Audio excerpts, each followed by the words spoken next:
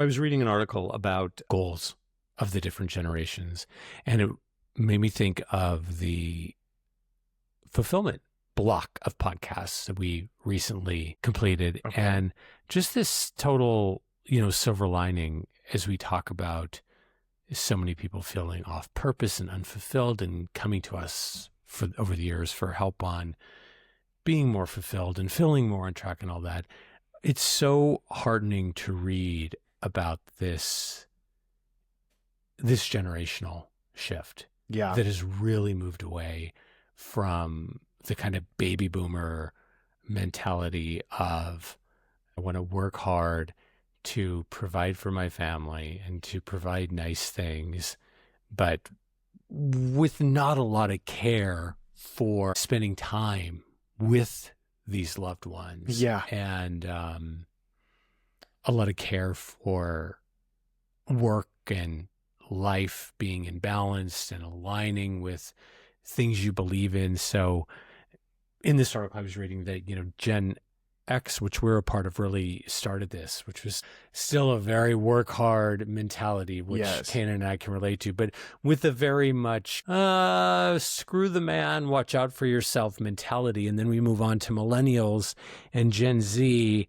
Gen Z in particular, I'm just kind of glancing at this article, really doesn't want a job, won't stay at a job that lacks purpose, for instance. Good for them. So yeah, these are all huge moves towards living a more fulfilled life and knowing who you are. And just reading that line, Gen Z is really aware of work that has purpose versus lacks purpose. Right there, you're doing that inquiry to be able to figure out, okay, wait a minute, how do I define what has purpose and what lacks purpose? So there's that inquiry happening that means you're also getting to know yourself and your preferences. Yes. So that kind of bright light has been on my mind.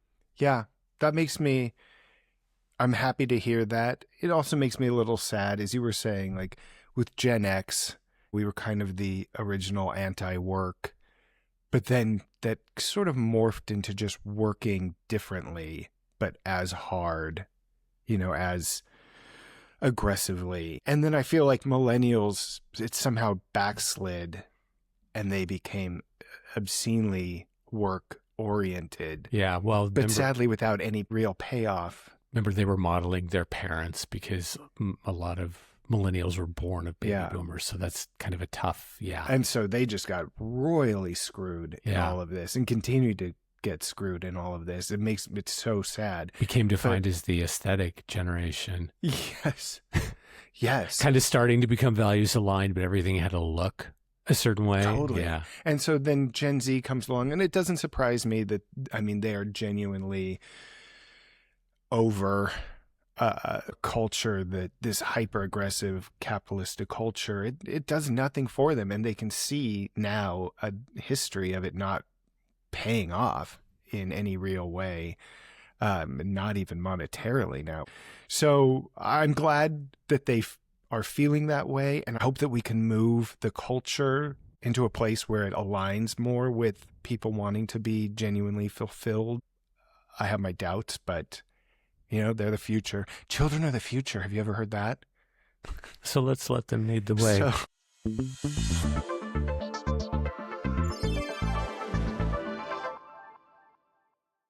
This is our second personality episode where we're getting deeper into personality than we have historically, because we haven't really, with the prior structures, had the time to do this kind of a deep dive. And now we're all about personality. We're breaking it down, shifting up the work we do. Go check out our website, by the way. The services we offer really focused almost solely on helping people figure out who they are as an individual, within a couple, within a work group.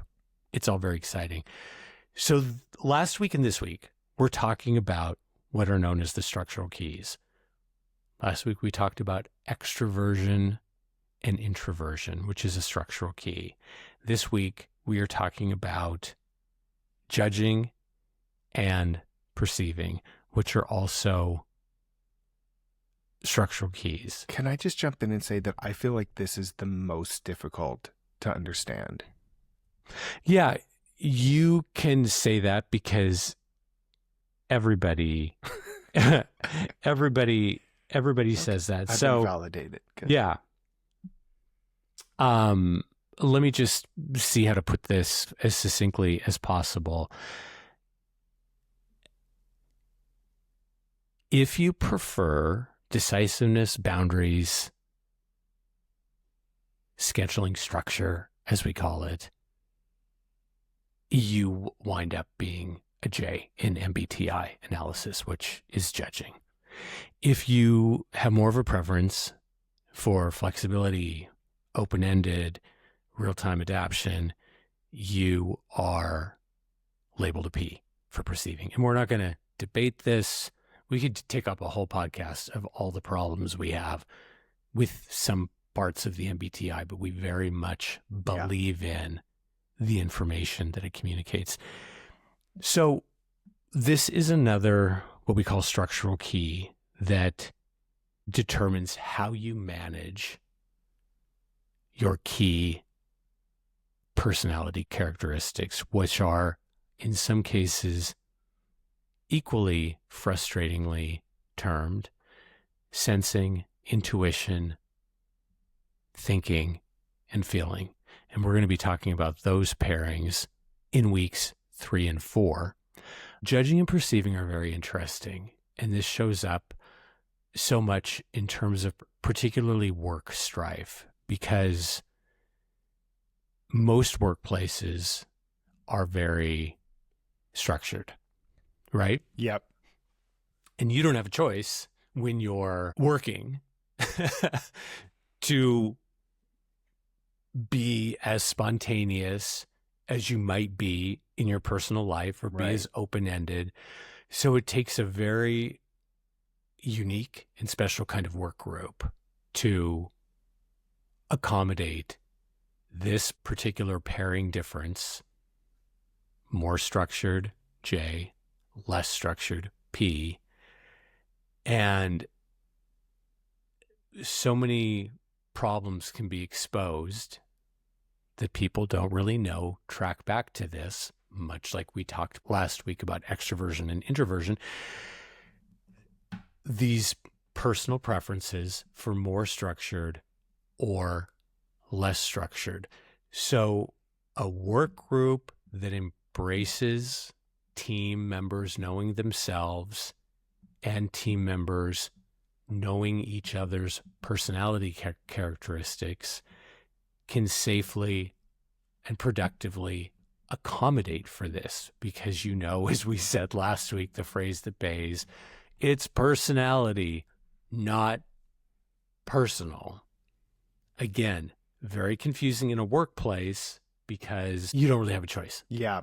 Workplaces can accommodate these personal styles, but they're very deadline and structure oriented. Yeah, so we always like to start off with the story when we can. And this is just one of those times where I don't know that a single story can accurately communicate just how drenched in the dysfunction of this work groups are in particular, because if you don't have the agency to apply your personality style to how you see deadlines and getting things done, it can be really tough. Yeah.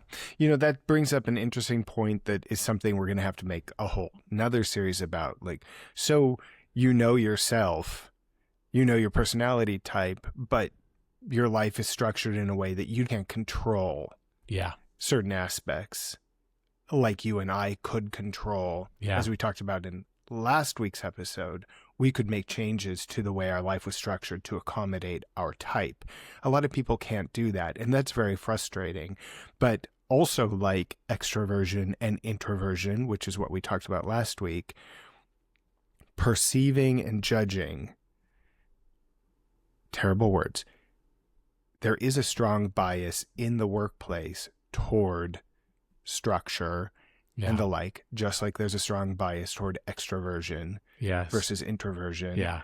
And so it can be very difficult. Like if you're an introvert and you prefer things to be left open, or you're more of you want to be more flexible with how things work or how you move through the day, that just cannot be, in most cases, cannot be accommodated given the way work is structured. Yeah. And that can be very difficult for people. In everything we've done in our personal lives and as sought after business and career development consultants, we've learned one consistent thing. Most people just don't know themselves. NoVacationRequired.com is where we talk about how you too can build a life that you don't need a break from, and how it all starts with knowing yourself. There you'll find all of our podcast episodes, information on services, and the scoop on us. And to really raise the bar, we model this as a couple to show that a relationship doesn't have to be a compromise or a counterproductive union. When two people are each doing their own work, the heightened connection becomes a shortcut to building a no vacation required life. I want to make an important distinction here, just kind of an interesting factoid. So we've got E&I, extroversion and introversion, which we talked about in the last episode. And this week's pairing, J and P, those are both what are called structural pairings. They show how your personality operates. Interestingly, we are asked all the time, what's most compatible?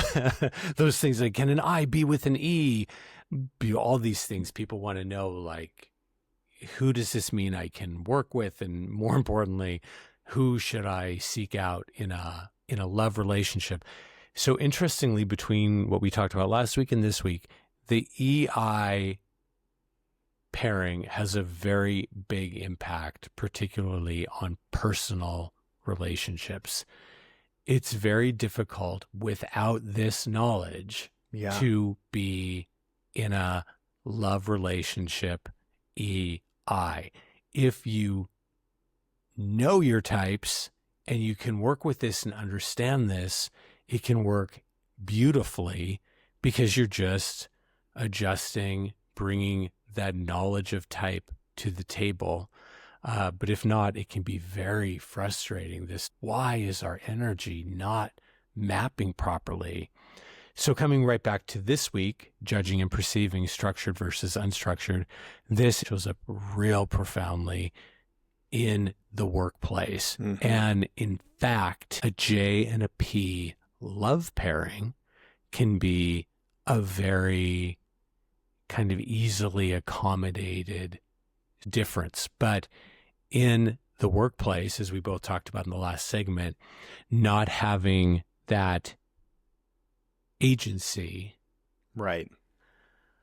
Or, we're going to get a lot into this with next week's topic, thinking versus feeling. Not having that agency, especially if you work at a place that makes it sound like, hey, however you do things is valued.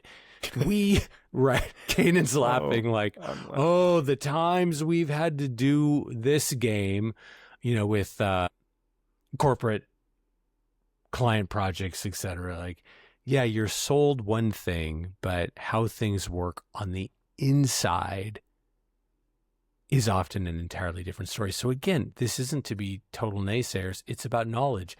You know who you are if you know your personality. Right. And how it works. And then you know how you have to show up in different environments, like, say, an organization where you have to be much more J, much more structured, list-oriented, all that stuff, as opposed to your maybe natural P, less structured, more instantly. The power of that empowerment, that knowledge is ceaseless, because that's life. That is life. You're always having to adapt to different situations. Yes. Yeah. So if you know yourself, there are tools, like in the instance of being a P, somebody less naturally structured, in a very J structured environment, as most workplaces are, knowing that you can use tools and structure the parts of your life that you do have more control over in order to balance out how you have to show up in a certain environment. And you can also then, and this is something we're always talking about, you're always becoming, you're always trying to move closer to, you're always trying to build a life that is closer aligned to your type. Yeah. You can start making adjustments outside of work, and then maybe you can start to make adjustments with how work shows up for you, Totally. how you work, so that it gets closer to your natural preferences. Yeah, I think. But just even knowing yourself and making slight tweaks is so empowering. Yeah, isn't this bringing to mind to you things we've talked about so many times on other iterations of this podcast? People just not seeing a way out or a way to change or feeling so hopeless. And so much of our advice is, you've got to do this thing you want to do. You've got to get the promotion, get a better work group, whatever it is. But you've also got to deal with reality. Yeah. And what you're saying is so resonant there, because it's like, you with this knowledge, no, it's not going to, just because you know who you are doesn't mean it's going to change your work group overnight, but you have this knowledge and you can begin to make changes. And I love what you said, Kanan. It starts with, making your work for you, accommodating in how you need to accommodate so that things work for you. But then over time, you're going to naturally gravitate toward, okay, I need to really watch out for this factor of my personality that I now know so much more about. And I need to start moving toward work that aligns more with my personality. Yeah, because like you said, we are in the world. You have to show up in different ways. You have to sometimes contort yourself in order to make it in different spaces. And if you know yourself, this is something you have said all the time, and I'm going to bring it back to last month's series about fulfillment. Fulfillment isn't a destination. Fulfillment isn't the time when you finally find a job that aligns with your I and your P, these things that are not as valued in the workplace. Fulfillment is knowing that you recharge in an introverted way, you prefer things to be less structured, and you start moving your life toward that. It isn't when you get there, it's when you decide, I'm going to start doing the little things I can, and sometimes they can be so little, to make my life more aligned with my type. Thanks for listening. We'd be honored if you'd subscribe, like, and share. It means the world to us. Yeah, and that's the beauty of self-knowledge, specifically personality. Then you have this knowledge and you get to accommodate in an empowered way the life that's happening around you. And I think, as you said at the end of the last segment, like strife could come in 2 seconds. There could be an earthquake, a divorce, a company shutdown, who knows? But the more you know yourself, right? Yeah. The more you are able to make decisions that work for you now, and then have the knowledge to move closer to decisions that are good for you long term. So I ask you, here we are at the end of week 2. We've talked about 2 of our personality pairings, E and I, extrovert and introvert, and J and P, structured versus less structured. These 2 structural keys that starting next week, we'll get into, how they inform the other 2 pairings of your personality, which those coming 2 pairings are really the way your personality shows up. Yeah, that's really fun. Think about the power in knowing, am I an E? Am I an extrovert or introvert? Do I just think I am? Do I think I am because people tell me? Do I think I am because it's what's acceptable for my line of work? What is my timing preference? How do I decide how I want to manage my outer life? Do I want to manage it with more structure, less structure? What is my actual preference? So we're talking here about not only these 4 pairings, but as we'll get into more and more in the coming couple of weeks, how where you land on each of these 4 pairings determines what is actually your personality. These 2 structural keys we've talked about this week and last week, and then the 2 personality keys that we'll talk about in the coming week, how they work together to actually form the personality that you present to the outer world.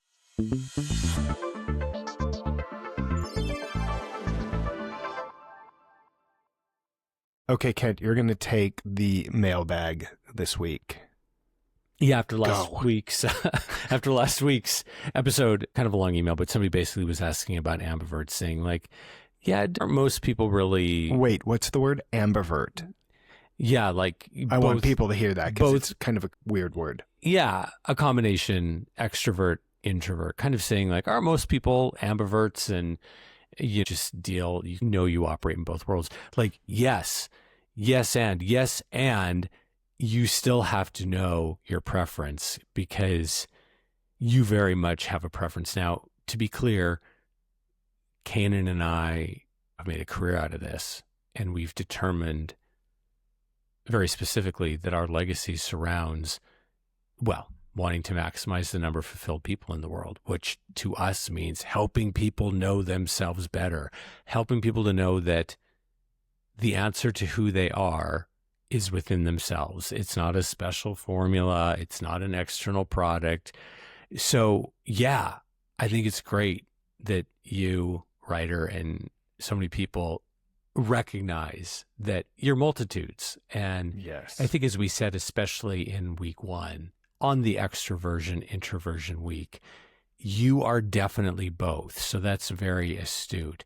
But you do need to know your preference. And as we'll get into in the coming couple of weeks, how your preference, remember, extroversion, introversion is the structural key, how extroversion and introversion actually best show up in your manifested personality, meaning you know how to pulse when I'm more authentically introverted and where I'm more authentically extroverted. So yeah, we're happy that people are coming to know this. Yes. But it's also more empowered when you know your preference and how to actually pull and play and toggle the extroversion, introversion levers. Kanan, what would you add to this? I was just going to say, yes, that's sort of the fun part is once you know your preferences. And to be clear, nobody is preference-less. You're not like perfectly down the middle on all these aspects of your type. You have a preference. But once you know your preference and then you start to understand how you can pulse these things and how you can show up in an authentic way in different ways, in different situations, that's the magic. That's where you start to really feel fully embodied in your type.